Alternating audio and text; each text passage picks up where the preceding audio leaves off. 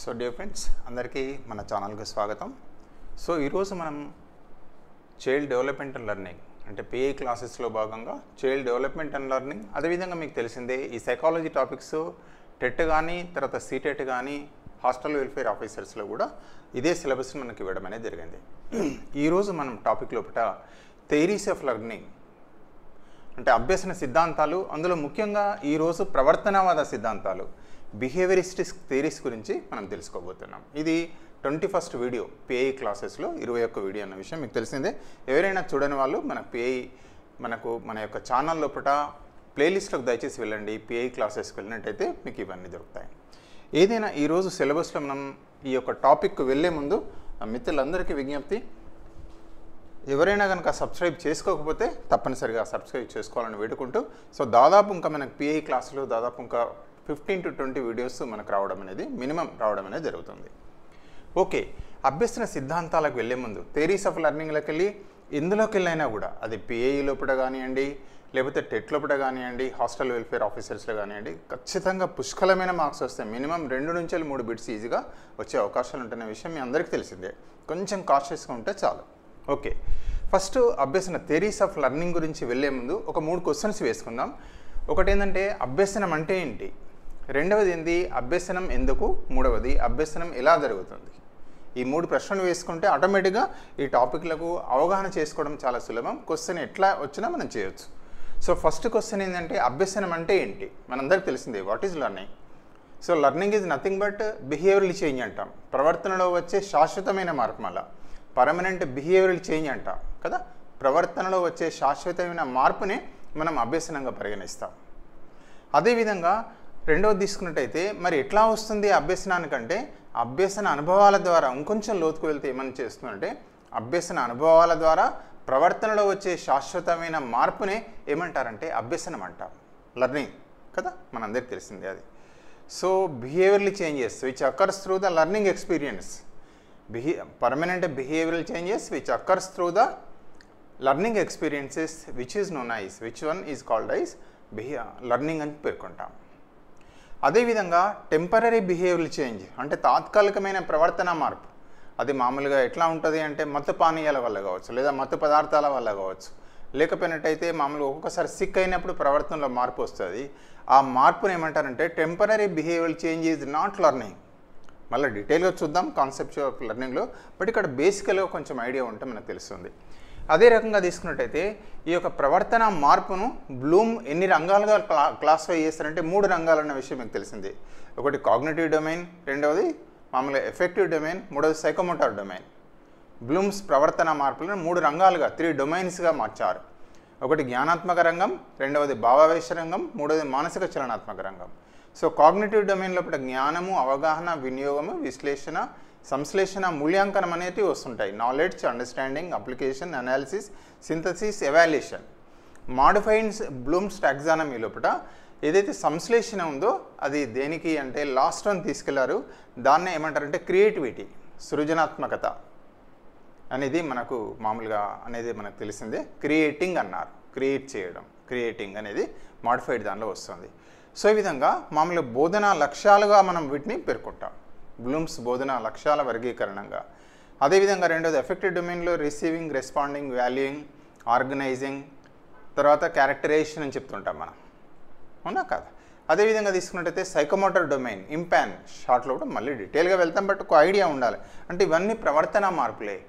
మనం బోధనకు వచ్చేసరికి వీటిని బోధనా లక్ష్యాలను కూడా పేర్కొంటారు మనకు. అదేవిధంగా సైకోమోటర్ డొమైన్లో ఇమిటేషన్, మ్యానిపులేషన్, ఆర్టికులేషన్, అదేవిధంగా ప్రిసిషన్ వస్తుంది. అదేవిధంగా తీసుకున్నట్టయితే నేచురలైజేషన్, సహజీకరణం. సో ఇవి మనకేంటంటే ప్రవర్తన. అభ్యసనం అంటే ఏంటంటే ప్రవర్తన మార్పును సాధించడం. అంటే బోధన ద్వారా ఈ రంగాలలోని ఈ లక్ష్యాలను సాధించడమే ఒక కోణంలో ఏ లక్ష్యాన్ని సాధించినా అదే ప్రవర్తన మార్పు. ఓకే, రెండో అంశం చూద్దాం. అభ్యసనం ఎందుకు, వై ఈజ్ లెర్నింగ్ అంటే మనందరికీ తెలిసిందే for development.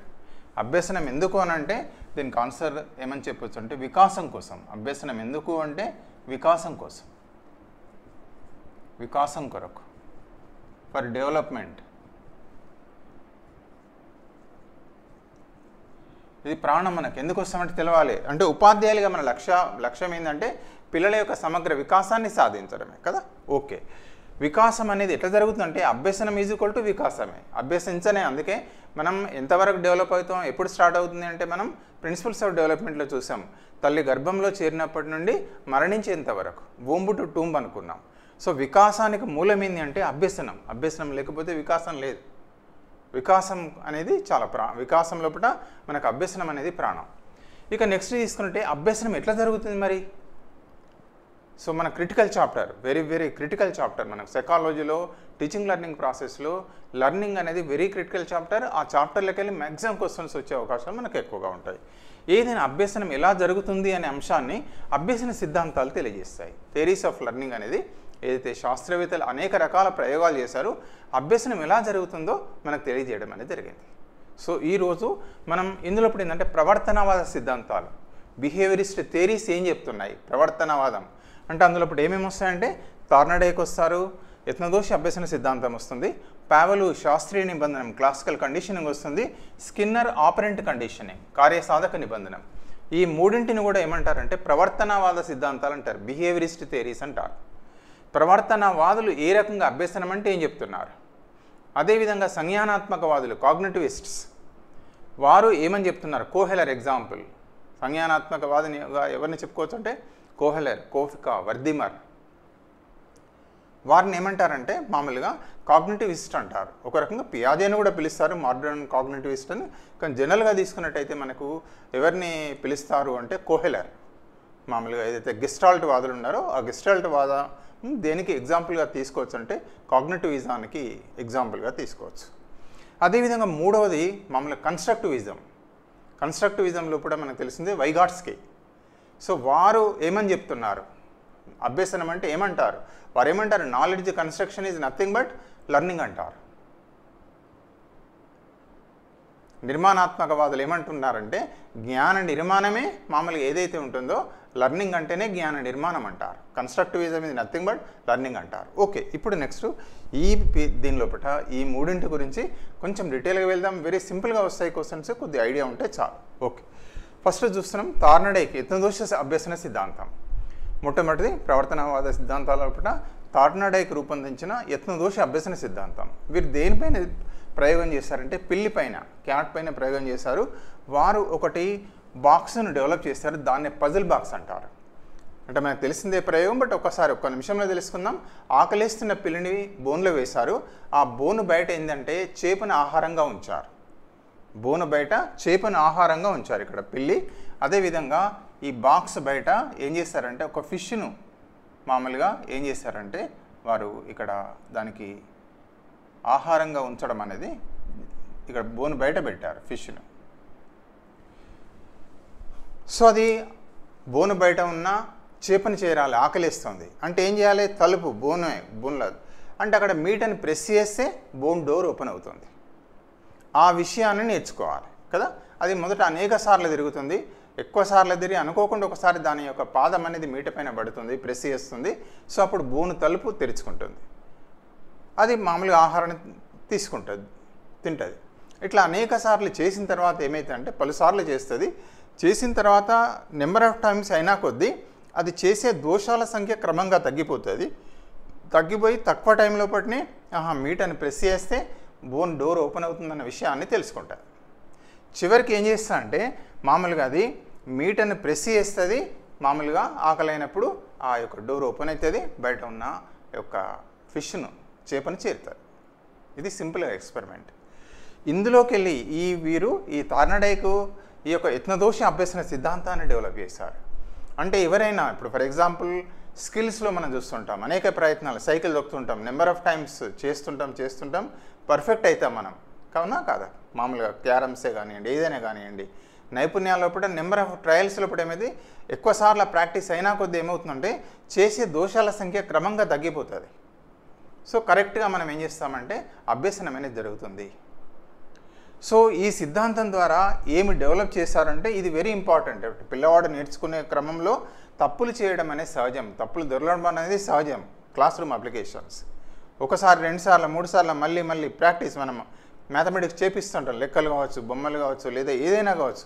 Number of times మళ్ళీ చేయడం వల్ల ఏమవుతుందంటే లర్నింగ్ అనేది మామూలుగా పర్ఫెక్షన్ వస్తుంది, చేసే దోషాల సంఖ్య క్రమంగా తగ్గిపోతుంది అనేది ఇది మూల సూత్రం. ఏదైనా దీని నుంచి వీరు 3 లర్నింగ్ లాస్ డెవలప్ చేశారు. వీరు డెవలప్ చేసిన learning laws very very important. ఈ లాస్ ఏంటి అంటే అభ్యసన నియమాలు. వీరు డెవలప్ చేసిన అభ్యసన నియమాలు, ఒకటి సంసిద్ధత నియమం, రెండవది అభ్యాస నియమం. దీన్ని సంసిద్ధత నియమాన్ని లా ఆఫ్ రెడీనెస్ అంటారు. రెండవది అభ్యాస నియమం లా ఆఫ్ ఎక్సర్సైజ్. మూడవది తీసుకుంటే ఫలిత నియమం law of effect. Very very important. Class రూమ్లో చాలా greatest application in our education నాకు తెలిసిందే. అంటే మనం సంసిద్ధంగా ఉండాలి. ఏదైనా లా ఆఫ్ రెడీనెస్ అంటే ఏంటి అంటే సంసిద్ధంగా ఉండాలి. బోనులో పిల్లినేసాడు కానీ దాన్ని ఆకలి అవుతుంది, చేపని చేరాలి అంటే సంసిద్ధమైంది, నేర్చుకోవడానికి సంసిద్ధంగా ఉండాలి. సో అందుకే ఇక్కడ ఏం చేస్తారంటే హెర్బార్ట్ సోపానాల్లో మనం లెసన్ ప్లాన్ రాసేటప్పుడు మామూలుగా హెర్బార్ట్ సూచించిన సోపానాలు పాటిస్తాం. ఈ యొక్క హెర్బార్ట్ సోపానాల లోపల మొట్టమొదటి ఏదైతే బోధనా సోపానాలని సంసిద్ధత అనేది మొదటి సోపానం అన్న విషయం మనకు తెలిసిందే.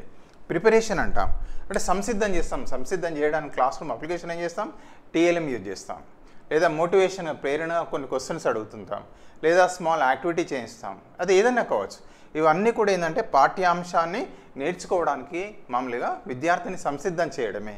సో ఇది ఏంటంటే సంసిద్ధత నియమం డైరెక్ట్ అడుగుతాడు బిట్లు. మనం ఈ యొక్క హెర్బార్ట్ సోపానాల లోపల ఏదైతే మనం పిల్లల్ని మామూలుగా మోటివేషన్ చేస్తాం కదా, ప్రీవియస్ నాలెడ్జ్ అడుగుతాం కదా, అది దేని కింద వస్తుంది ఎత్తుందో ఏదైతే థార్నడైక్ సూచించిన లాస్లో ఏ నియమం ప్రకారం అని చెప్తాడు.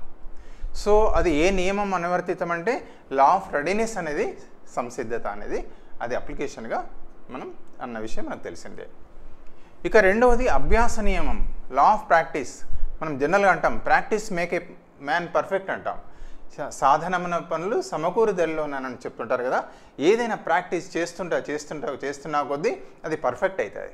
మా మిత్రుడు ఒక ఉండే ఎంపీసీ 10th తర్వాత ఇంటర్మీడియట్ ఎంపీసీ తీసుకున్నారు. ఆయన జనరల్ మ్యాథమెటిక్స్ అట. వాళ్ళ మ్యాథ్స్ సార్తో అడిగారట, ఏమని సార్ ఇట్లా మరి నేను మ్యాథ్స్ రావాలంటే ఎట్లా సార్ ఇట్లా, నేను జనరల్ అంటే ఏం లేదయ్యా ప్రతి లెక్కను ఒక 20 సార్లు వేయమని చెప్పాడట. ఆయన అదే సూత్రాన్ని పాటించాడు. ఫైనల్గా results intermediate first year result వస్తాయి. కాలేజ్ టాపర్ ఎవరంటే రవికుమార్ అని పిలిచారట. అప్పుడు అందరూ చూస్తారట ఈయన ఎవరు. మొన్న చెప్తున్నారు మ్యాథ్స్ రావాలంటే ఇట్లా చాలామంది అడుగుతారు, సార్ నాకు మ్యాథ్స్ రాదు సార్ ఎట్లా సార్ అంటారు. జనరల్గా చెప్తుంటాం ప్రాక్టీస్ ప్రాక్టీస్ ప్రాక్టీస్ ప్రాక్టీస్. సరే ఎన్నిసార్లు చదవాలని అడుగుతారు. చాలామంది విన్నర్స్ విజేతలందరూ కూడా మల్టిపుల్ టైం చదివారు. చాలా గుర్తుపెట్టుకోండి, విజేతలందరూ కూడా సిలబస్ను మామూలుగా ఏదైతే టాపిక్స్ ఉన్నాయో మల్టిపుల్ టైమ్స్ చదివారు. ఎంత చదువుతే అంత డీపర్ నాలెడ్జ్ వస్తుంది. లేకపోతే సూపర్ఫిషియల్ ఒకటేసారి అయినాం సార్ అంటే సూపర్ఫిషియలే ఉంటుంది. డెప్త్ అడుగుతారు క్వశ్చన్స్ కాబట్టి మల్టిపుల్గా రివిజన్స్ మళ్ళీ ప్రాక్టీస్ చేయాలి, చదవాలి. సో ఏదైనా ఇక్కడ అభ్యాస నియమం లా ఆఫ్ ఎక్సర్సైజ్ అంటారు. మ్యాథమెటిక్స్లో చూస్తుంటాం అంటే జనరల్ క్లాస్ను అప్లికేషన్ ఏం చేస్తాం, హోంవర్క్ ఇస్తాం మనం. అదేవిధంగా మల్టిపుల్గా లా ఆఫ్ ఎక్సర్సైజ్ ప్రకారంగా మనం ఏం చేస్తామంటే హోంవర్క్ ఇవ్వడం అనేది జరుగుతుంది. బోధన పాఠ్యాంశానికి సంబంధించిన ప్రాబ్లమ్స్ మళ్ళీ ఏదైనా కూడా అది దేని కింద వస్తుంది అంటే అభ్యాస నియమంలో ఒక భాగంగా వస్తుంది. సో ప్రాక్టీస్ అవుతుంది. ప్రాక్టీస్ అయినా కొద్ది ఏమవుతుంది అంటే చేసే తప్పుల సంఖ్య తగ్గిపోతుంది, మామూలుగా పర్ఫెక్ట్ కావడంలో సహాయపడుతుంది. హ్యాండ్ రైటింగ్ కావచ్చు, హ్యాండ్ రైటింగ్ కూడా ప్రాక్టీస్ చేస్తాం. క్రికెట్ కావచ్చు, ఆటో లోపల కావచ్చు, నైపుణ్యాలు కావచ్చు, మళ్ళీ ప్రాక్టీస్ చేస్తాం. దీనికి వెళ్ళి మళ్ళీ ఒక 2 లాస్ డెవలప్ అయ్యాయి. లా ఆఫ్ ఎక్సర్సైజ్లో భాగంగానే law of use, law of disuse అని చెప్పేసి 2 నియమాలు. అంటే ఈ విధంగా మళ్ళీ చేయడం వల్ల ఏమవుతుంది అంటే కనెక్షనిజం అనేది ఏర్పడుతుంది, సందాయకత అనేది ఏర్పడుతుంది. మళ్ళీ కనెక్షనిజం అంటారు. అదేవిధంగా లా ఆఫ్ డిస్యూజ్ వల్ల ఏమవుతుంది అంటే మామూలుగా ఫర్ ఎగ్జాంపుల్ మళ్ళీ చదవడం వల్ల రివిజన్ చేయడం వల్ల మనం రివిజన్ చేస్తుంటాం అంటే కనెక్షనిజం అనేది ఏర్పడుతుంది, మెమరీలో ఉంటుంది. లేదా మనం చదివి చాలా రోజులైంది అనుకోండి, లా ఆఫ్ డిస్యూజ్ అంటాం, నిరుపయోగ నియమం అంటాం. ఏమైందంటే చదివి చాలా రోజులై ప్రాక్టీస్ చేసి చాలా రోజులైతే మర్చిపోతాం అది. సో ఇది ఇండ్లకి వెళ్ళి 2 డెవలప్ చేశారు. అంటే ఈ మొత్తం టోటల్లోకి వెళ్ళి law of use, law of disuse అనే నియమాలు కూడా డెవలప్ కావడం అనేది జరిగింది. అదేవిధంగా 3వ నియమం ఏంటంటే ఫలిత నియమం లా ఆఫ్ ఎఫెక్ట్. ఫస్ట్ది సంసిద్ధత నియమం, రెండవది అభ్యాస నియమం, మూడవది ఫలిత నియమం. ఫలిత నియమం ప్రాణం ఇక్కడ అని చెప్తారు. Very very important. అన్ని లాస్లో అతి ముఖ్యమైనది ఏమని చెప్తారంటే ఫలిత నియమమే. ఎందుకు ఇంపార్టెంట్ అంటారంటే ఫలితం ఉంటేనే కదా ఇప్పుడు మనం అందరం ఉన్నాం. ఎందుకు ప్రయత్నం చేస్తున్నాం, ఎందుకు చదువుతున్నారు, ఇన్ని సంవత్సరాలు చదవండి ఇప్పుడు ఎందుకు కష్టపడుతున్నారంటే మనకు తెలుసు డిఎస్సి ఉన్నది. అదే విధంగా ఇన్ సర్వీస్ ఉపాధ్యాయ మిత్రులు అయితే వరకు ప్రమోషన్ వస్తుంది క్వాలిఫైడ్ టెట్లో. అదేవిధంగా డిఎస్సి బాగా రాస్తే మనకు జాబ్ వస్తుంది, ఫలితం అక్కడ కనబడుతుంది మనకు. అందుకే ఫలితం అనేది చాలా ఇంపార్టెంట్. ఫలితం అనేది మనకు ఎట్లా ఉండాలి అంటే పాఠ్యాంశాన్ని బోధించేటప్పుడు సంతృప్తిదాయకంగా ఉండాలి, విజయాన్ని సాధించే విధంగా ఉండాలి అంటారు. అంటే ఆ టాస్క్ ఎట్లా ఇచ్చాడు, మీటని నొక్కితే దానికి ఆహారం లభిస్తుంది, విజయాన్ని సాధించే విధంగా, ఫలితాన్ని సాధించే విధంగా, అదేవిధంగా సంతోషాన్ని కలిగించే విధంగా ఈ విధంగా ఉన్నట్టయితే ఏమైతే దాన్ని ఫలిత నియమం అని అంటారు, లా ఆఫ్ ఎఫెక్ట్ అని చెప్పడం అనేది జరుగుతుంది. ఒకవేళ అక్కడ లేకపోయినట్టయితే, ఫలితం లేకపోతే ఏమైతే అంటే ఈ రెండు కూడా నిరుపయోగం అయిపోతాయి. ఆ ప్రయత్నాలు లా ఆఫ్ రెడీనెస్కి విలువ ఉండదు, లా ఆఫ్ ఎక్సర్సైజ్ కూడా వాల్యూ ఉండదు. సో ఈ విధంగా వీరేంది అంటే ప్రవర్తన సిద్ధాంతంలో మొట్టమొదటిది థార్నడైక్ ఎత్నోదోష అభ్యసన సిద్ధాంతం. ఇది దీని ద్వారా మామూలుగా పిల్లి పైన వారు ప్రయోగం చేశారు, పజిల్ బాక్స్లో వారు తయారు చేసింది. పిల్లికి ఏంటంటే ఆహారాన్ని, అంటే ఆకలి అవుతుంది, పిల్లికి ఆకలి ఇస్తుంది, హంగ్రీ క్యాట్, అది చేపని చేరాలి, అది బోను బయట పెట్టాడు. సో దాని ద్వారా అది ఏ నియమాలు చేశారంటే అభ్యసన నియమాలు 3, సంసిద్ధతా నియమం, లా ఆఫ్ రెడీనెస్, రెండవది అభ్యాస నియమం, లా ఆఫ్ ఎక్సర్సైజ్, మూడవది ఫలిత నియమం, law of effect. Tremendous use ఉంటుంది మన క్లాస్ రూమ్ అప్లికేషన్లో కూడా, డైలీ లైఫ్లో కూడా, ఎక్కడైనా కానీ ముఖ్యంగా ఎడ్యుకేషన్ అప్లికేషన్స్లో కూడా ట్రెమెండస్గా ఉంటుంది అన్న విషయం మనందరికి తెలిసిందే. ఇక రెండవ సిద్ధాంతానికి వెళ్తున్నాం, పావలోవ్ శాస్త్రీయ నిబంధన, క్లాసికల్ కండిషన్. వీరు ప్రయోగం దేనిపైన చేశారు అంటే కుక్క పైన ప్రయోగం చేశారు పావలోవ్. యాక్చువల్గా ఫిజియాలజిస్ట్ వారు రాసిన పుస్తకం ఏంటి అంటే the work of digestive glands. వారు రాసిన బుక్. వీరు ఈ ప్రయోగం చేసిన ఫలితాలన్నింటినీ కూడా ఏ బుక్లో రాశారంటే the work of digestive glands అనే బుక్లో రాశారు. సో వీరు చేసిన ప్రయోగానికి గాను, ఫలితాలకు గాను 1905లో వారికి నోబెల్ ప్రైజ్ వచ్చింది. ఎవరికి? పావలోవ్. వీరికి ఈ గాట్ నోబెల్ ప్రైజ్. ఓకే, వీరు చేసిన ప్రయోగం ఏంటి చూద్దాం. అంటే అది ఒక 3 దశలుగా ఉంది. అంటే వెరీ సింపుల్ టాస్క్. కుక్కకు ఆహారం ఇచ్చారు, ఆహారం ఇస్తే ఫుడ్ ఇస్తే ఏమొచ్చింది, సెలవ వచ్చింది, లాలాజలం రావడం అనేది జరిగింది. కుక్కకు ఏమి ఇచ్చారంటే ఆహారం ఇచ్చారు, వెరీ సింపుల్ థింగ్. ఫుడ్ ఇస్తే అది దానికి ఏమైందంటే నోటిలో సెలవ రావడం అనేది, ఊరడం అనేది జరిగింది. అంతే, వెరీ సింపుల్ ఇది. ఇక్కడ ఏమన్నారంటే ఆహారాన్ని ఏమంటారంటే స్టిమ్యులస్ అంటారు, ఉద్దీపన. అదేవిధంగా లాలాజలం సెలవ రావడాన్ని ఏమంటున్నారంటే రెస్పాన్స్, ప్రతిస్పందన అంటారు, ఆర్. వెరీ సింపుల్ గుర్తుపెట్టుకోవాలి. అక్కడ ఆహారం ఇస్తే లాలాజలం ఊరింది. ఇచ్చిన ఆహారాన్ని ఏమంటున్నారంటే ఉద్దీపన అంటారు, స్టిమ్యులస్. అదేవిధంగా సెలవ, నోట్లోకి వెళ్ళి సెలవ రావడం నోటిలో దాన్ని ఏమంటారు లాలాజలాన్ని ప్రతిస్పందన తెలుగులో, లేదా రెస్పాన్స్ అంటారు. అదేవిధంగా ఈ ప్రయోగాన్ని రెండవ దశ లోపల ఏం చేస్తారు, వీరు ఒక గంట మ్రోగించారు. గంటను మ్రోగించిన తర్వాత బెల్ మ్రోగించారు, వెంటనే ఆహారం ఇచ్చారు, తర్వాత లాలాజలం కంటిన్యూస్గా బెల్ మ్రోగించిన తర్వాత ఆహారం ఇచ్చారు, లాలాజలం ఊరింది. ఇట్లా అనేక సార్లు వేసిన తర్వాత ఏమైంది అంటే ఒట్టి గంటనే మ్రోగించాడు, ఆహారం వేయలేదు, అయినా కూడా లాలాజలం వచ్చింది. ఇక్కడ కూడా గంటను ఏమంటారు అంటే స్టిమ్యులస్ అంటారు, ఉద్దీపనని. లాలాజలాన్ని ఏమంటారంటే మామూలుగా ప్రతిస్పందన, రెస్పాన్స్ అని అంటారు. కానీ మొట్టమొదట అంటే ఈ రెండు యొక్క ఉద్దీపనలు, ఫస్ట్ ఉద్దీపన ఉంది కదా, ఆహారం ఇస్తే లాలాజలం ఊరినప్పుడు ఈ ఆహారాన్ని ఉద్దీపనే అన్నారు. కానీ దీన్ని ఏమంటారంటే అన్కండిషన్డ్ స్టిమ్యులస్ అంటారు, నిర్ణబంధిత ఉద్దీపన, అన్కండిషన్డ్ స్టిమ్యులస్ అంటారు. ఇది కొంచెం గుర్తుపెట్టుకోవాలి. ఇక్కడే ఎగ్జామ్లో బిట్ అడుగుతున్నాడు. అంటే ప్రయోగం లోపల నిర్ణబంధిత ఉద్దీపన ఏది అంటాడు. నిర్ణబంధిత ఉద్దీపన అంటే ఎవరు అంటే ఇక్కడ ఆహారమే. ఇప్పుడు ఏదైతే సెలవ వచ్చిందో దాన్ని ఆహారం ఇచ్చినప్పుడు లాలాజలం వచ్చింది కదా, ఈ లాలాజలాన్ని ఏమంటారంటే నిర్ణబంధిత ప్రతిస్పందన అంటారు. ఈ ప్రతిస్పందనను నిర్ణబంధిత ప్రతిస్పందన. అదేవిధంగా నెక్స్ట్ చూసారు కదా, గంటతోటి మనం ఎప్పుడైతే అనుసంధానం చేశారో ఓన్లీ గంట మ్రోగించగానే లాలాజలం వచ్చింది. మరి ఇప్పుడు గంటను ఏమంటారంటే నిబంధిత ఉద్దీపన అంటారు. Very very important. ఈ ఉద్దీపనను ఏమంటారంటే స్టిమ్యులస్ కదా, కండిషన్డ్ స్టిమ్యులస్, నిబంధిత ఉద్దీపన. ఇదేమో నిర్ణబంధిత ఉద్దీపన. ఇక్కడ గంటను ఏమంటారంటే సిఎస్, కండిషన్డ్ స్టిమ్యులస్ అంటారు. గంటను అడుగుతారు బిట్లా, పావలోవ్ ప్రయోగం లోపల నిబంధిత ఉద్దీపన ఏది? ఇదేమో ఆహారం ఏమవుతుంది, నిర్నిబంధిత ఉద్దీపన అవుతుంది. గంట ఏమవుతుంది, నిబంధిత ఉద్దీపన అవుతుంది.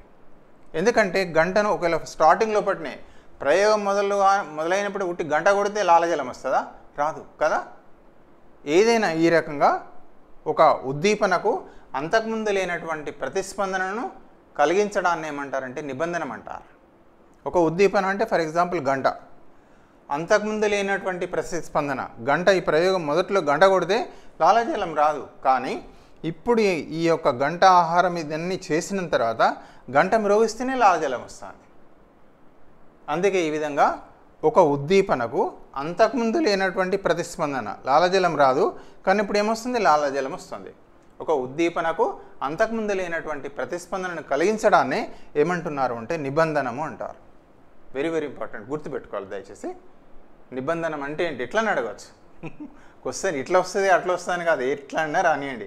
సబ్జెక్ట్ మీద కమాండ్ ఉంటే మనం ఈజీగా మార్క్స్ సాధించుకోవచ్చు. మళ్ళొకసారి కూడా చూద్దాం. ఒక ఉద్దీపనకు, ఇక్కడ ఉద్దీపన గంట. ఒక ఉద్దీపనకు అంతకుముందు లేనటువంటి ప్రతిస్పందన, అంతకుముందు అంటే ప్రయోగం ఫస్ట్లా, ఇప్పుడు దీనికంటే ఆహారం కంటే మొదలై ఇచ్చినాం అనుకోండి, అప్పుడు లాలజలం రాదు. ఒక ఉద్దీపనకు అంతకుముందు లేనటువంటి ప్రతిస్పందనను కలిగించడాన్ని, ఇప్పుడు వస్తుంది చూడండి, అటాచ్మెంట్ అయినాక వస్తుంది, కలిగించడాన్ని ఏమంటారంటే నిబంధనం అంటారు. ఓకే, దీని ఆధారం ఇక్కడ గుర్తుపెట్టుకోవాల్సింది ఏంది, ఇందులో ఆహారం ఏదైతే ఉందో మామూలుగా అన్కండిషనడ్ స్టిమ్యులస్ యూఎస్ అంటారు, కొన్ని సందర్భాల్లో యూసీఎస్ కూడా అంటారు. దయచేసి ఇది ఏదైనా కామనే, యూసీఎస్ అన్కండిషనడ్ స్టిమ్యులస్, ఇది ఏదైనా అనుకోవచ్చు. యూఎస్ అని పిలవచ్చు లేదా యూసీఎస్ అంటే అన్కండిషనల్ స్టిమ్యులస్. యూఆర్ అంటారు లేదా యూసీఆర్ అని కూడా అంటారు. దయచేసి ఒక్కొక్కసారి పదజాలంలో ఎట్లా అడిగినా యూసీఆర్ అన్నా ఇదే. ఓకే, సో ఈ విధంగా మామూలుగా ఉంటుంది. మూడవదేమో కండిషనడ్ స్టిమ్యులస్ గంట. ఓకే, దీని ఆధారంగా ఏం చేస్తారు అంటే మామూలుగా కొన్ని నియమాలను, లాస్ను డెవలప్ చేస్తారు. అయితే ఏమైంది అంటే గంట చూద్దాం ఏం లాసో. గంట మ్రోగించితే లాలజలం ఊరింది, గంట మ్రోగించుండు లాలజలం ఉంది, కానీ ఆహారం ఇవ్వలేదు. ఇట్లనే కంటిన్యూస్గా గంట మ్రోగిస్తాడు, ఆహారం ఇస్తలేడు. మొదలేమో లాలజలం వచ్చింది, ఆ తర్వాత ఊరడం ఆగిపోయింది, లాలజలం వస్తలేదు. దానికి తెలిసిపోయింది ఉట్టిదే గంట అని తెలిసింది, ఆహారం ఇస్తలేడని తెలిసిపోయింది. ఈ విధంగా లాలాజలం ఊరడం ఆగిపోయింది కదా, దాన్ని ఏమంటారంటే విరమణ అంటారు, ఎక్స్టెన్షన్ అంటారు. గంట మ్రోగిస్తాడు, లాలాజలం ఊరింది, ఇక్కడ కండిషనింగ్ అయినాక. అట్లని బట్టి చూద్దాం ఏమైందో. ఏం చేశాడు, గంట మ్రోగిస్తాడు, ఆహారం ఇస్తలేడు. ఇవ్వకపోతే అది తెలుసుకున్నది, ఉట్టినే గంట ఇక ఆహారం ఇస్తలేడని తెలుసుకున్న తర్వాత లాలాజలం ఊరడం అనేది ఆగిపోయింది. అంటే ఈ యొక్క నిబంధనం అనేది స్టాప్ అయింది, నిబంధనం అనేది ఆగిపోయింది ఇక్కడ. ఇది అప్లికేషన్లో చాలా ఇంపార్టెంట్. అంటే చెడు అలవాట్లను తొలగించడంలో కూడా తోడ్పడుతుంది, అదేవిధంగా మంచి అలవాట్లను చేయడంలో కూడా తోడ్పడుతుంది, మంచి అలవాట్లను ఫార్మేషన్లో కూడా. అంటే ఫర్ ఎగ్జాంపుల్ మనం ఎవరైనా మంచి పని చేసినప్పుడు ఏం చేస్తాం, గుడ్ అనేస్తాం. ఒక మంచి పని చేసినప్పుడు గుడ్ అనేస్తాం, ఏమైతుంది అది పాజిటివ్గా వెళ్తుంది మనకు, అవునా కదా, మంచి అలవాట్లు ఫార్మేషన్ అయితే. ఒకవేళ గుడ్ అనకపోతే ఒకవేళ అట్లా అలవాటు అనుకోవచ్చు, గుడ్ వల్లనే అవుతుందని కాదు, కానీ చెడు అలవాట్లను తొలగించడంలో కూడా. అంటే మనకి పిల్లవాడు ఏదైనా చెడు పని చేసినప్పుడు దానికి రెస్పాన్స్ ఇస్తలేం మనం. సో అప్పుడు ఏమవుతుందంటే అది విరమణ కింద దారితీస్తుంది, అట్లా కూడా సాయం అవుతుంది. ఓకే, ఏదైనా ఇక్కడ విరమణ అనేది దీన్ని అంటారు, ఎక్స్టెన్షన్ అంటారు. ఆయత సిద్ధ స్వాస్థ్యం, మళ్ళీ ఏం చేస్తాడు, టెస్ట్ చేస్తాడు. సరే ఈసారి ఆహారం ఇచ్చి, అంటే గంట మ్రోగించి ఆహారం ఇచ్చాడు, మళ్ళీ లాలాజలం ఊరడం ప్రారంభమైంది. ఇట్లా అనేక సార్లు వేసిన తర్వాత ఏంది, మళ్ళీ గంట మ్రోగించగానే లాలాజలం వచ్చేసింది. దీన్ని ఏమంటారంటే స్పాంటేనియస్ రికవరీ అంటారు. ఇక నెక్స్ట్ తీసుకున్నట్టయితే సాధారణీకరణం, జనరలైజేషన్. అంటే మామూలుగా ఇక్కడ ఏం చేస్తారంటే వాట్సన్ అనే మనోవిజ్ఞాన శాస్త్రవేత్త ఒక ప్రయోగం చేశాడు. మామూలుగా ఒక చిన్న బాలుడు వాట్సన్ అంటే మామూలుగా ఒక చిన్న ఆల్బర్ట్ అనే బాలుని పైన ప్రయోగం చేశాడు. చేసి ఆ ప్రయోగం యొక్క ఏంది అంటే ఆ పిల్లవానికి భయం కల్పించాడు. అంటే ఒక తెల్ల ఎలుకను ప్రవేశపెట్టాడు. ఎలుక బయట కనబడగానే పెద్ద డబ్బతోటి శబ్దం వచ్చే ఏర్పాటు చేశాడు. ఆ యొక్క అంటే అది ఆ పిల్లవాడు ఏమనుకున్నాడు అంటే పిల్లికెళ్ళే పెద్ద శబ్దం వస్తుంది అనుకుని భయాన్ని కండిషనింగ్ అయిపోయింది ఆ పిల్లవాడికి. అట్లా కొద్ది రోజుల తర్వాత ఏమైంది, ఇక తెల్లది ఎలుక కదా, తెల్ల పిల్లిని ప్రవేశపెట్టిన తెల్లని చూస్తే భయపడుతున్నాడు. దేన్ని చూసినా భయం అనేది మామూలు ఏడవడం అనేది ప్రారంభించాడు. దాన్ని ఏమంటున్నారంటే జనరలైజేషన్, సాధారణీకరణం అంటారు. మంచి అలవాట్లు కానీ ఏవైనా కానీ జనరలైజేషన్ కావడం అనేది జరుగుతుంది. నెగిటివ్ అనే కాదు, ఏదైనా కూడా. అదేవిధంగా విచక్షణ, డిస్క్రిమినేషన్ అంటారు. అంటే మామూలుగా ఆహారం ఇచ్చే ముందు ఇప్పుడు బజారే చూసాం, అంటే మామూలుగా బెల్ మోగించాడు, దేవుడి దగ్గర ఉండే బెల్ మోగించాడు, అట్లా కండిషనింగ్ అయింది. తర్వాత ఎలక్ట్రికల్ బజర్ కూడా చేశాడు. అంతే, ఎలక్ట్రికల్ బజర్ మోగించినప్పుడు ఆహారం ఇవ్వలేదు. ఓన్లీ ఈ గంట దేవుడు వద్ద గంట యూజ్ చేస్తాం కదా, ఈ గంట వాడినప్పుడే ఆహారం ఇచ్చాడు, గంట దానికి అనుసంధానం. అయితే మామూలుగా ఇట్లా ఏం చేస్తావో చూద్దామని ఎలక్ట్రికల్ బజర్ మోగించాడు, లాలజల మూర్తలేదు, కండిషనింగ్. ఓన్లీ ఒట్టి ఈ బెల్ మోగించినప్పుడే లాలజల మూరడం అనేది, అంటే డిస్క్రిమినేషన్, విచక్షణ అనేది అందులో కనబడ్డది. సో దీనిలోకి వెళ్ళి డెవలప్ చేసినవి మెయిన్ ఇంపార్టెంట్. ఈ పావెలోవ్ క్లాసికల్ కండిషనింగ్ను డే లైఫ్లో మనం చూస్తాం. ట్రాఫిక్ లైట్స్ చూస్తాం. ట్రాఫిక్ లైట్లో మనం ఏం చేస్తామంటే రెడ్ లైట్ వస్తే ఆటోమేటిక్గా ఆగిపోతాం మనం, అదే గ్రీన్ లైట్ వస్తే మూవ్ అవుతాం, బికాస్ ఆఫ్ కండిషనింగ్. అది కండిషనింగ్ యొక్క ప్రిన్సిపల్స్. అదేవిధంగా రూల్స్ అండ్ రెగ్యులేషన్స్, నియమాలు కానీ పాఠశాల లోపల కానివ్వండి, డ్రిల్లింగ్ చేసేటప్పుడు బ్యాండ్ వాయిద్యాలు కానివ్వండి, అవన్నీ కూడా దేనికి ఎగ్జాంపుల్ అంటే ఈ నిబంధనానికే బెస్ట్ ఎగ్జాంపుల్స్. అదేవిధంగా ఈ ప్రయోగంలో ఇంకా హయ్యర్ లెవెల్ ఏం చేశాడంటే లైట్ వెలిగించి బెల్ మ్రోగించి ఆహారం ఇచ్చాడు, సెలవు ఇవ్వడం ప్రారంభమైంది. లైట్ వెలిగించాడు, నెక్స్ట్ దశలో ఇప్పుడు హయ్యర్ నెక్స్ట్ స్టేజ్లో లైట్ వెలిగించాడు, బెల్ అంటే మొదలు లైట్ వెలిగించాడు, తర్వాత బెల్ మోగించాడు, తర్వాత ఫుడ్ ఇచ్చాడు, తర్వాత ఆటోమేటిక్గా సెలవు ఇచ్చాడు. అనేక సార్లు వేసిన తర్వాత ఉట్టి లైట్ వెలిగిస్తేనే సెలవు వచ్చింది, లాలజలం వచ్చింది. లైట్ వేస్తేనే లాలజలం వచ్చింది. దీన్ని ఏమంటున్నారంటే ఉన్నత క్రమ నిబంధన అంటారు, హయ్యర్ ఆర్డర్ ఆఫ్ కండిషనింగ్ అంటారు. కండిషనింగ్లో హయ్యర్ ఆర్డర్ ఆఫ్ కండిషనింగ్ అంటారు. సో ఈ విధంగా మామూలుగా ఈ యొక్క ఫుడ్ వెంటనే ఫుడ్ను ఒక కోణంలో ఏమంటారంటే రీఇన్ఫోర్స్మెంట్ అంటారు, పునర్బలనం అంటారు. ఒకవేళ ఫుడ్ లేటుగా ఇచ్చినట్టయితే, ఆహారం లేటుగా ఇచ్చినట్టయితే కొంచెం కండిషనింగ్ అనేది మామూలుగా త్వరగా ఏర్పడకపోవచ్చు అని కూడా చెప్తున్నారు. అంటే పునర్బలనం వెంటనే ఇవ్వాలి, పునర్బలనం అనేది వెంటనే ఇవ్వాలని చెప్పబడుతుంది. ఓకే, సో ఇవి మామూలుగా ఒకటి ప్రవర్తనవాద సిద్ధాంతాల్లో, ఒకటి థార్నడైక్ యత్నదోష అభ్యసన సిద్ధాంతం, రెండవదేమో పావెలోవ్ శాస్త్రీయ క్లాసికల్ కండిషనింగ్. ఇంకొకటి దీనికి ఇంకొక పేరు ఏమొస్తుంది అంటే దీన్ని స్టిమ్యులస్, ఉద్దీపన. అంటే బాండింగ్ బిట్వీన్ ఏంటంటే ఉద్దీపన ప్రతిస్పందన కదా, దేని మధ్య ఫుడ్కు సెలవాకు మధ్య సంబంధం ఏర్పడది. ఇక్కడ చూద్దాం, అంటే స్టిమ్యులస్ రెస్పాన్స్ బాండింగ్ ఏర్పడి, అందుకే దీన్ని ఏమంటారంటే ఎస్ టైప్ అంటారు. ఈ నిబంధనాన్ని ఎస్ టైప్ అంటారు, ఎస్ టైప్ కండిషనింగ్. ఈ నిబంధనాన్ని ఎస్ టైప్ కండిషనింగ్ అంటారు. గుర్తుపెట్టుకోవాలి, ఎస్ టైప్ ఆర్ టైప్ అని రెండు తేడా వస్తుంది. దీనేమో ఎస్ టైప్ అంటారు, మనం నేర్చుకోబోయేప్పుడు స్కిన్నర్ దాన్ని ఆర్ టైప్ అంటారు. ఎందుకంటారో మళ్ళీ మనం చూద్దాం, ఒక్కటే నిమిషం. సో ఈ రకంగా తీసుకున్నట్టయితే ఈరోజు మూడవది మనం తెలుసుకోబోతున్నాం, స్కిన్నర్ కార్యసాధక నిబంధన.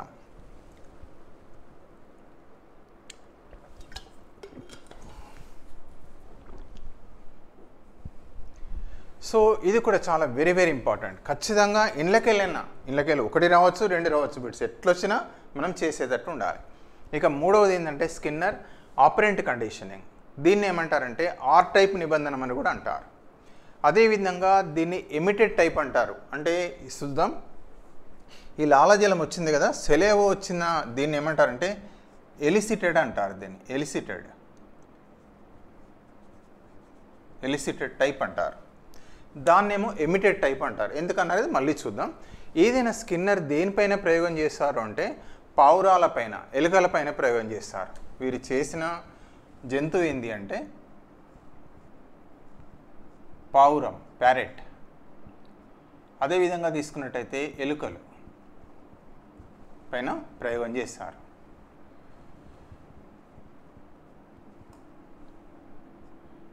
పిజియన్.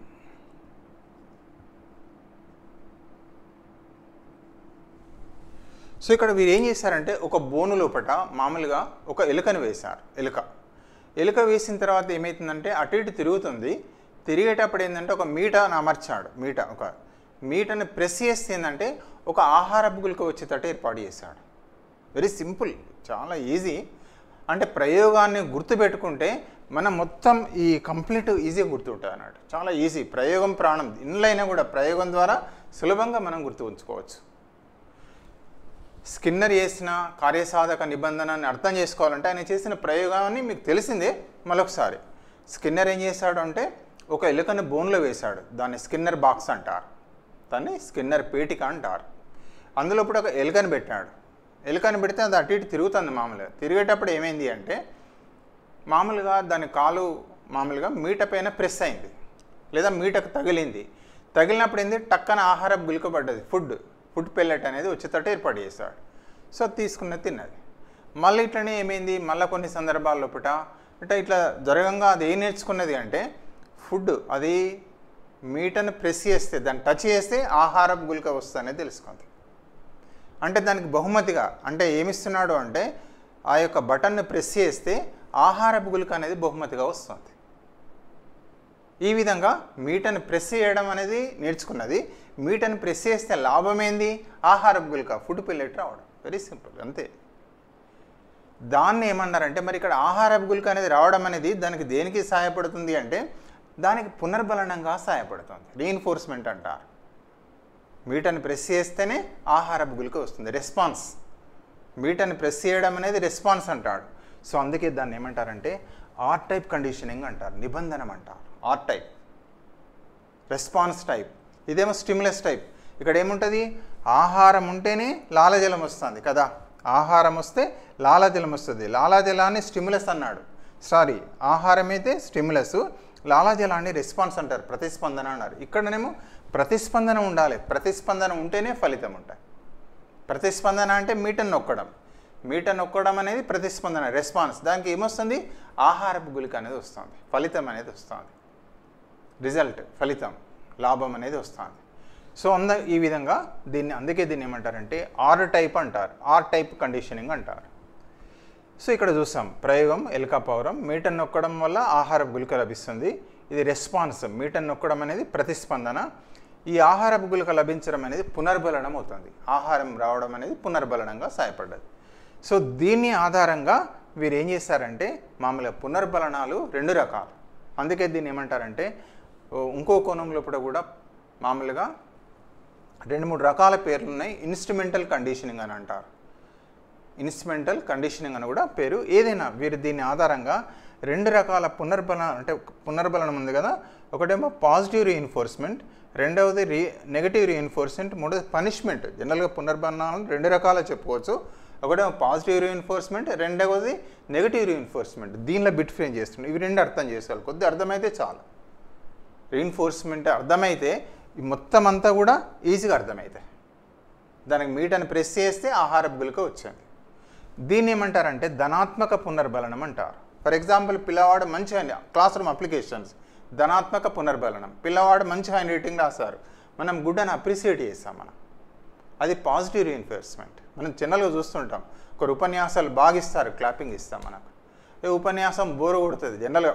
మామూలుగా ఒక్కొక్కసారి మీద సరే ఇవ్వరు, పెద్ద పాట మంచిగా పాడకపోతే మామూలుగా పెద్ద ఎక్కువ క్లాపింగ్ రాదు. మనకు చూస్తుంటాం. ఏదైనా ఈ విధంగా రివార్డ్, ఫర్ ఎగ్జాంపుల్ సైనికులకు కానివ్వండి, ఆర్మీలో కానీ, పోలీసులో కానీ మంచి ప్రతిభ సాధిస్తే మెడల్స్ ఇస్తుంటారు. క్లాస్ రూమ్లో ఫస్ట్ వచ్చిన పిల్లవానికి ఏం చేస్తాం, మామూలుగా బ్యాడ్జెస్ ఇస్తుంటారు మన వాళ్ళు, క్లాస్ రూమ్ ఫస్ట్. సో అదంతా ఏంటంటే పాజిటివ్ రీఇన్ఫోర్స్మెంట్. మరి ఇక్కడ నెగటివ్ రీఇన్ఫోర్స్మెంట్ అంటే ఏంటిది? ఇక్కడ చాలా వెరీ సింపుల్. ఫర్ ఎగ్జాంపుల్ పిల్లవాడు క్లాస్ ఫస్ట్ వరుసగా వస్తున్నాడు, ఒక ఎగ్జామ్ బాగా రాలేదు, ఫర్ ఎగ్జాంపుల్ ఒక యూనిట్లో బాగా రాలేదు, కొంచెం మార్కులు తక్కువ వచ్చినాయి, ఇంకో పిల్లవాడు ఫస్ట్ వచ్చాడు. అప్పుడు ఏం చేస్తాం మనం, ఆ యొక్క బిడ్డ బ్యాడ్జ్, ఆ స్టూడెంట్ యొక్క బ్యాడ్జ్ని తీసేసి ఇంకొక పిల్లవాడికి, ఎవరైతే ఫస్ట్ వచ్చారో ఆ పిల్లవాడికి ఇస్తాం.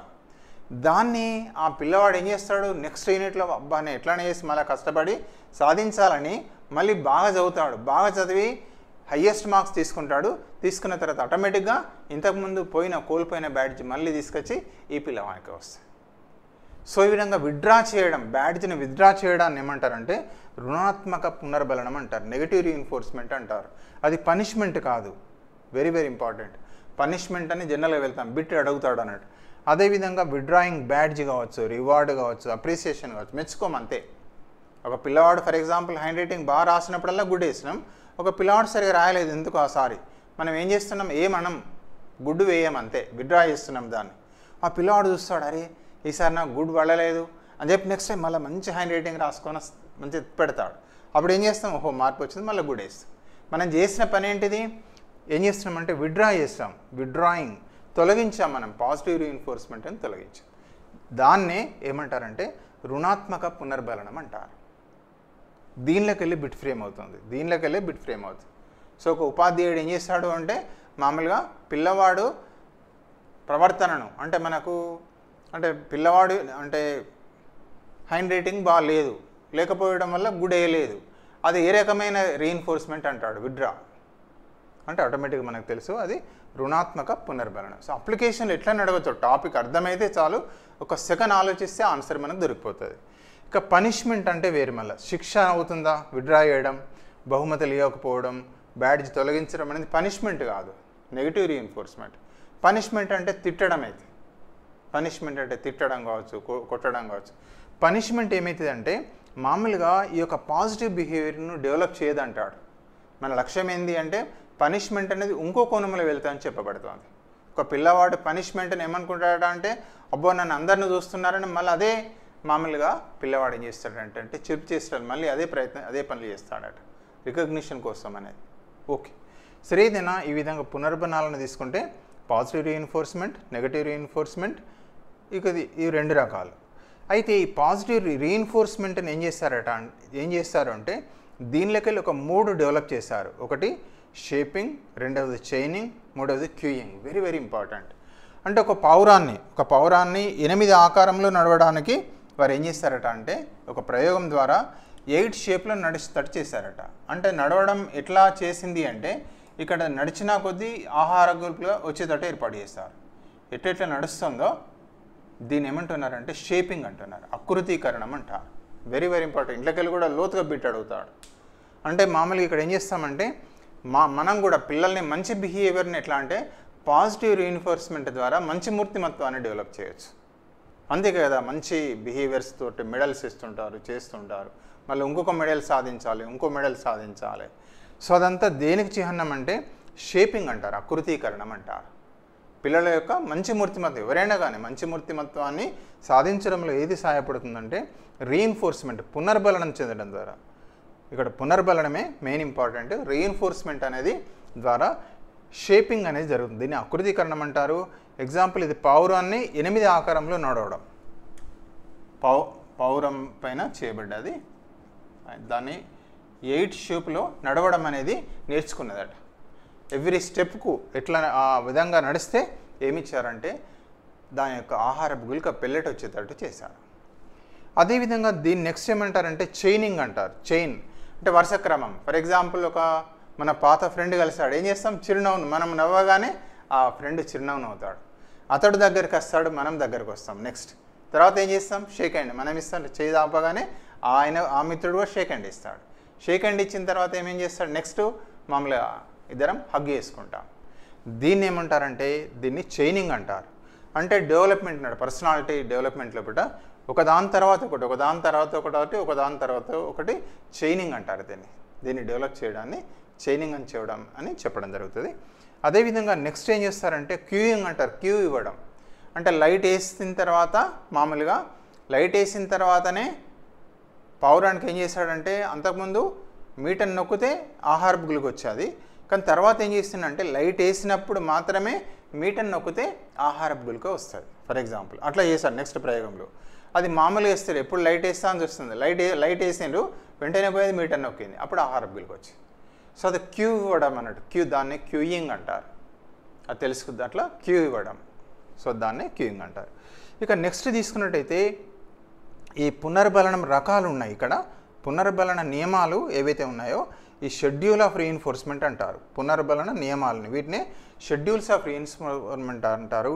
ఇండ్లకెళ్ళి దాదాపు మనకి ఏంటంటే 4 రకాలు షెడ్యూల్స్. ఇండ్లకెళ్ళి కూడా బిట్ ఫ్రేమ్ అవుతుంది, డీపర్గా దయచేసి గుర్తుపెట్టుకోవాలి. ఇవి 4 రకాలు. నిరంతర ఏమంటారంటే పునర్బలన నియమం, కంటిన్యూస్ రీఇన్ఫోర్స్మెంట్ షెడ్యూల్. రెండవది స్థిరకాల వ్యవధి పునర్బలన నియమం లేదా ఫిక్స్డ్ ఇంటర్వెల్ షెడ్యూల్ రీఇన్ఫోర్స్మెంట్ అంటారు. మూడవది స్థిర నిష్పత్తి పునర్బలన నియమం లేదా ఫిక్స్డ్ రేషియో రీఇన్ఫోర్స్మెంట్ షెడ్యూల్ అంటారు. నాలుగవది చరశీల వేరియబుల్ రీఇన్ఫోర్స్మెంట్ షెడ్యూల్ అంటారు. ఇవి కూడా very simple. Continuous reinforcement schedule అంటే ఏమంటారంటే, ఒకసారి మామూలుగా ఏం చేస్తాం, ఒక పిల్లవాడు ఒక ఎగ్జామ్ అంటే ఒక ఆన్సర్ రైట్ రాస్తే 1 మార్క్, రైట్ రాస్తే 1 మార్క్, రైట్ రాస్తే 1 మార్క్. ఫర్ ఎగ్జాంపుల్ పవర్ ఒకసారి ప్రెస్ చేస్తుంది, ఆహారపు గుళిక వస్తుంది. కంటిన్యూగా ఒకసారి ప్రెస్ చేస్తే వస్తుంది, ప్రెస్ చేస్తే వస్తుంది. దాన్ని ఏమంటారంటే నిరంతర పునర్బలన నియమం అంటారు, కంటిన్యూస్ రీఇన్ఫోర్స్మెంట్ షెడ్యూల్ అంటారు. ఇక రెండవది చూద్దాం, స్థిరకాల వ్యవధి. అంటే ఎవ్రీ 5 మినిట్స్కి ఒకసారి మాత్రమే ఆహారపు గుళిక వస్తుంది. ఫర్ ఎగ్జాంపుల్ అంటే ఎప్పుడు నొక్కినా రాదు, ఎవ్రీ 5 మినిట్స్, 5 నిమిషాల తర్వాత మాత్రమే, ఎవ్రీ 5 నిమిషాల గ్యాప్ ఉంటుంది. 5 మినిట్స్ ముందు లోపల చెప్తే రాదు, ఎవ్రీ 5 మినిట్స్ ఒకసారి నొక్కింది, 5 నిమిషాల తర్వాత ప్రెస్ చేస్తే మాత్రమే ఆహారపు గుళిక వచ్చేది, 5 నిమిషాల తర్వాతనే.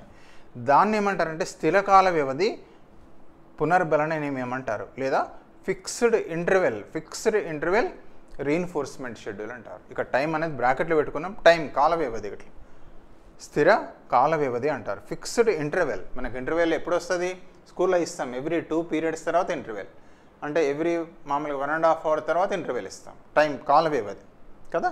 సో దాన్ని రెండవది ఏమంటారంటే స్థిరకాల వ్యవధి పునర్బలన నియమం అంటారు. ఎవ్రీ 5 మినిట్స్ మధ్యలో ఎన్నిసార్లు నొక్కనియండి, 5 నిమిషాలకు ఒకసారి పావురం, ఎవ్రీ 5 మినిట్స్కు ఒక ఆహారపు గుళిక వస్తుంది. మధ్యలో ఎన్నిసార్లు నొక్కినా విచ్ మేక్స్ నో డిఫరెన్స్. అదేవిధంగా స్థిర నిష్పత్తి ఫిక్స్డ్ రేషియో రీఇన్ఫోర్స్మెంట్ షెడ్యూల్, స్థిర నిష్పత్తి పునర్బలన నియమం అంటే ఏంటిదో చూద్దాం. అంటే ఎవ్రీ 3 టైమ్స్, 3 సార్లు ప్రెస్ చేస్తే ఒకసారి ఆహారపు గుళిక వస్తుంది. స్థిర నిష్పత్తి ఎవ్రీ 3 టైమ్స్, 3 సార్లు ప్రెస్ చేయాలి, ఒక ఆహారపు గుళిక వస్తుంది. ఎన్నిసార్లు కానీ, ఒక నిమిషంలో 3 సార్లు కాదు, 9 సార్లు అనుకోండి, 3 ఆహారపు గుళికలు వస్తాయి ఒకటే నిమిషంలో. ఫర్ ఎగ్జాంపుల్ 9 టైమ్స్ ప్రెస్ చేసింది అంటే 1 2 3, 3 సార్లకు ఒకటి, 3 సార్లకు ఒకటి, 3 సార్లకు ఒకటి. దీన్ని ఏమంటారంటే ఫిక్స్డ్ రేషియో అంటారు. ఎన్ని టైమ్స్ అనేది ఇక్కడ, అదే సమయం ఇక్కడ ఇది. దీనిలో జనరల్గా మామూలుగా బీడీ కార్మికులు చేస్తారు, అంటే బీడీలో కట్టాలి. ఫర్ ఎగ్జాంపుల్ ఒక బీడీ వేస్తే ఒక పైసా అని జనరల్గా ఉంటుంది. అట్లా కాకుండా బీడీలో 50 బీడీలు ఏమి ఉంటాయి, ఎన్నన్నాయని 50 బీడీలు కనుక చేసి కట్ట చూడితే వాళ్ళకి ఎట్లుంటుంది అంటే 3 రూపీసో 4 రూపీసో ఇస్తారు, లేదా 5 రూపీస్. ఒక బీడీల కట్ట చేస్తే అది ఏమొస్తుంది అంటే ఆటోమేటిక్గా వాళ్ళకు ఒక 10 రూపీస్ ఇస్తారు. దీన్ని ఏమంటారంటే ఫిక్స్డ్ రేషియో అంటారు.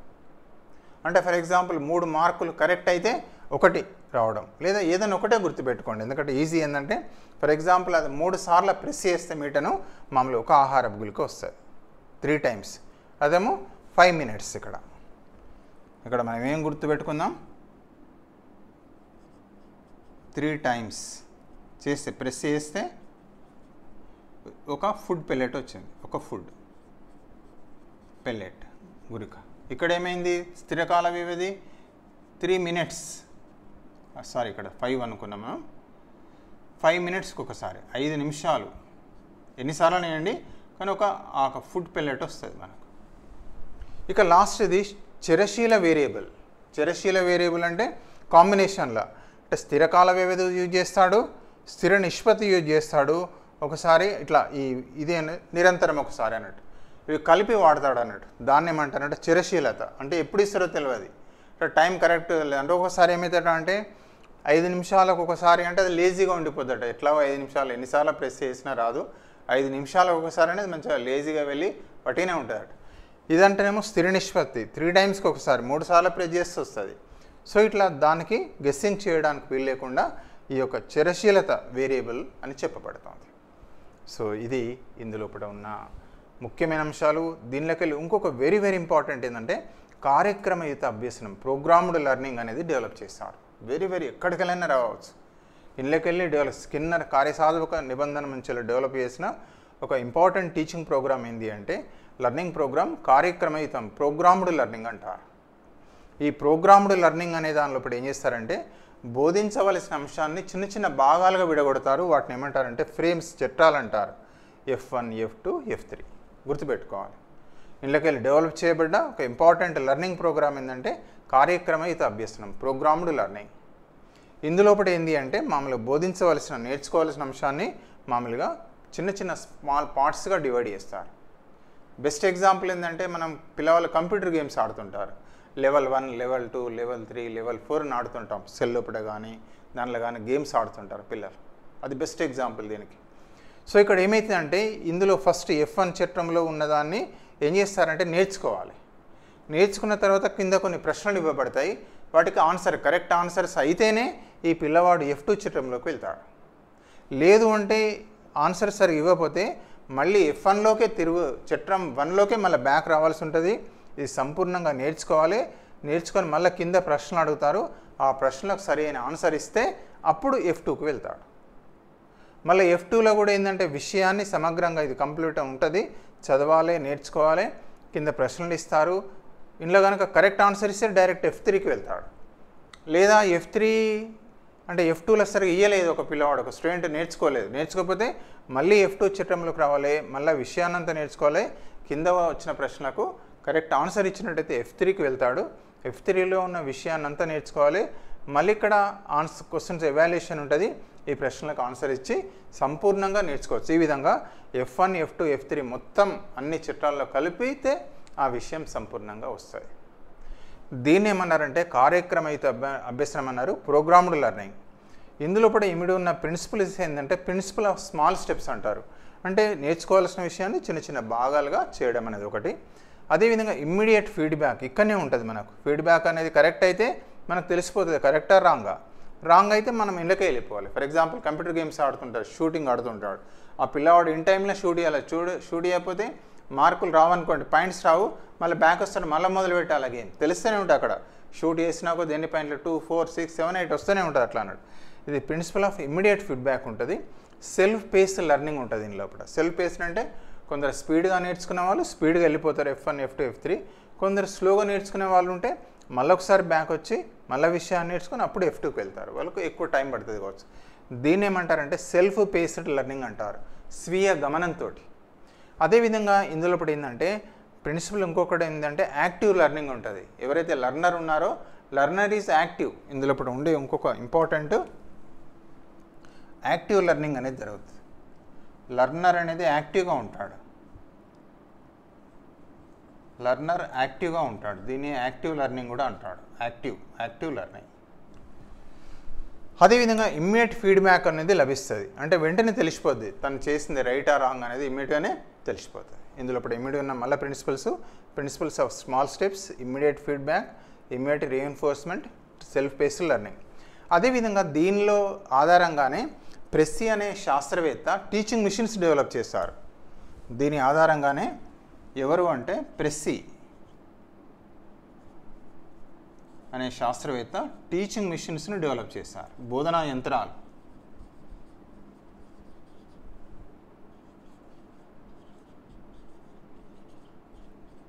టీచింగ్ మిషన్స్ని డెవలప్ చేయడం అనేది జరిగింది. ఎక్కడైనా బిట్ ఫ్రేమ్ చేయవచ్చు, ఎక్కడైనా బిట్ ఫ్రేమ్ కావచ్చు. సో అందుకే కాషియస్గా ఉండాలి. సో ఇక్కడ ఈ విధంగా స్కిన్నర్ కార్యసాధక నిబంధనని చూసినట్టయితే వీరు డెవలప్ చేసిన వెరీ ఇంపార్టెంట్ రీఎన్ఫోర్స్మెంట్ 2 రకాలు, పాజిటివ్ రీఎన్ఫోర్స్మెంట్, నెగటివ్ రీఎన్ఫోర్స్మెంట్ ఒకటి. అదేవిధంగా వీరు డెవలప్ చేసింది రీఎన్ఫోర్స్మెంట్ ఆధారంగా షేపింగ్, ఆకృతీకరణం అనేది ఒక అంశాన్ని డెవలప్ చేశారు, చైనింగ్, తర్వాత క్యూయింగ్. అదేవిధంగా తీసుకున్నట్టయితే వీరు డెవలప్ చేసిన ఇంకో ఇంపార్టెంట్ దీనిలోకెళ్ళి డెవలప్ అయిందే కార్యక్రమయుత అభ్యసనం.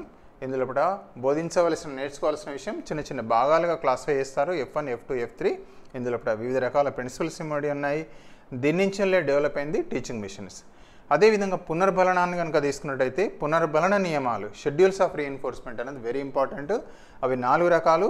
ఒకటి కంటిన్యూస్, నిరంతర పునర్బలన నియమం. రెండవది తీసుకున్నట్టయితే ఫిక్స్డ్ ఇంటర్వెల్, స్థిర కాల వ్యవధి, షెడ్యూల్ రీఎన్ఫోర్స్మెంట్. మూడవది స్థిర నిష్పత్తి, ఫిక్స్డ్ రేషియో రీఎన్ఫోర్స్మెంట్ షెడ్యూల్, చరశీల వేరియబుల్ రీఎన్ఫోర్స్మెంట్ షెడ్యూల్. సో ఈ రకంగా ఈరోజు మనం ఈ ప్రవర్తనవాద సిద్ధాంతాల గురించి మనం తెలుసుకున్నాం. ముఖ్యంగా వాట్సన్ కూడా ఒక ప్రవర్తనవాది. ఈయన కూడా ఏమంటాడంటే give me your child what ever you want I will make him అంటాడు. మీ శిశువుని నాకు ఇవ్వండి, నేను మీరు ఏది కోరితే అది చేస్తాను. డాక్టర్ అంటే డాక్టర్ని చేయమంటే డాక్టర్ని చేస్తా, యాక్టర్ని ఏమంటే యాక్టర్ని చేస్తా, దొంగని ఏమంటే దొంగని చేస్తా, పోలీస్ చేయమంటే పోలీస్ చేస్తా. అంటే ఈ ప్రవర్తనవాదుల ఉద్దేశం ఏంటంటే స్టిమ్యులస్, అంటే పరిసరాలలోని ఉద్దీపనలే ప్రవర్తనలో మార్పు తీసుకొస్తాయి. వీళ్ళు బలంగా నమ్మింది ఏంటి అంటే మామూలుగా పరిసరాలకు ప్రాముఖ్యత ఎక్కువ ఇవ్వడం అనేది జరిగింది. పరిసరాల్లో ఉద్దీపనలే ప్రవర్తనలో మార్పు తీసుకొస్తాయనేది వీరి బలమైన నమ్మిక. ఈ విధంగా ప్రవర్తనవాదాన సిద్ధాంతాన్ని దీన్నే ఇస్తారని ఇంతకుముందు మనం అనుకున్నాం కదా, కనెక్షనిజం థియరీ అంటారు, స్టిమ్యులస్ రెస్పాన్స్. ఎస్ఆర్ ఏదైతే ఉందో దీని బాండ్ థియరీ, ఉద్దీపన ప్రతిస్పందనల మధ్య ఉండే బంధమే ఏమంటారంటే లెర్నింగ్ అని కూడా అంటారు. Bonding between stimulus and response అనే దాన్ని లెర్నింగ్ అంటారు. అందుకే దీన్ని బాండ్ థియరీ అని కూడా అంటారు, బంధ సిద్ధాంతం అని కూడా పిలుస్తారు. సో థ్యాంక్ యూ అండి, thank you for watching this video. So దీని తర్వాత ఖచ్చితంగా మనం ప్రీవియస్ బిట్స్, ఖచ్చితంగా ప్రీవియస్ క్వశ్చన్ పేపర్స్కు దయచేసి వెళ్ళాలి, అందులో నేర్చుకోవాలి. మీకు శాంపిల్ కింద మనకు ఒక 2 క్వశ్చన్ పేపర్లు ఏమి వచ్చాయో ఇంట్లోకెళ్ళి ఒకసారి మీకు చెప్పే ప్రయత్నం చేస్తాను. చూడండి, this psychologist is famous for his puzzle box experiment with cats which led to the development of law of effect. ఈ మనోవైజ్ఞానిక శాస్త్రవేత్త పిల్లితో తన పజిల్ బాక్స్ ప్రయోగానికి ప్రసిద్ధి చెందాడు. ఇది ఫలిత నియమం అభివృద్ధికి దారితీసింది. First answer Kohler, second answer Edward Thorndike, మూడవది టాల్మెన్, నాలుగవది బిఎఫ్ స్కిన్నర్. ఓకేనా? This psychologist is famous for his puzzle box experiment with cats which led to the development of law of effect. ఈ మనోవైజ్ఞానిక శాస్త్రవేత్త పిల్లితో తన పజిల్ బాక్స్ ప్రయోగానికి ప్రసిద్ధి చెందాడు. ఇది ఫలిత నియమ అభివృద్ధికి దారితీసింది. 1 కోహెలర్, 2 ఎడ్వర్డ్ థార్న్డైక్, 3 టాల్మన్, 4వది బిఎఫ్ స్కిన్నర్. మీకు బహుశా ఆల్రెడీ వచ్చేసి ఉంటుంది, దయచేసి ఒకసారి చెక్ చేసుకోండి. అదే రకంగా చూడండి, మీరు ఒక పబ్లిక్ స్థలంలో ఉన్నప్పుడు మీకు అకస్మాత్తుగా మీ రింగ్ టోన్ను పోలిన శబ్దాన్ని విన్నట్లయితే వెంటనే మీరు మీ సెల్ ఫోన్ను చూస్తారు. అనంతరం ఆ శబ్దం మీ ఫోన్ నుండి కాకుండా వేరే వ్యక్తి దాని నుండి వస్తుందని గ్రహిస్తారు. దీనికి ఉదాహరణ 1 నిర్మాణాత్మకవాదం, 2 యత్నదోషం, 3 సాంప్రదాయక నిబంధనం, 4 కార్యసాధక నిబంధన. మీరు ఒక పబ్లిక్ స్థలంలో ఉన్నప్పుడు మీరు అకస్మాత్తుగా మీ రింగ్ టోన్ను పోలిన శబ్దాన్ని విన్నట్లయితే వెంటనే మీరు మీ సెల్ ఫోన్ను చూస్తారు. అనంతరం ఆ శబ్దం మీ ఫోన్ నుండి కాకుండా వేరే వ్యక్తి దాని నుండి వచ్చిందని గ్రహిస్తారు అనున్నది దీనికి ఉదాహరణ. 1 నిర్మాణాత్మకవాదం, 2 యత్నదోషం, 3 సాంప్రదాయక నిబంధనం, 4 కార్యసాధక నిబంధన.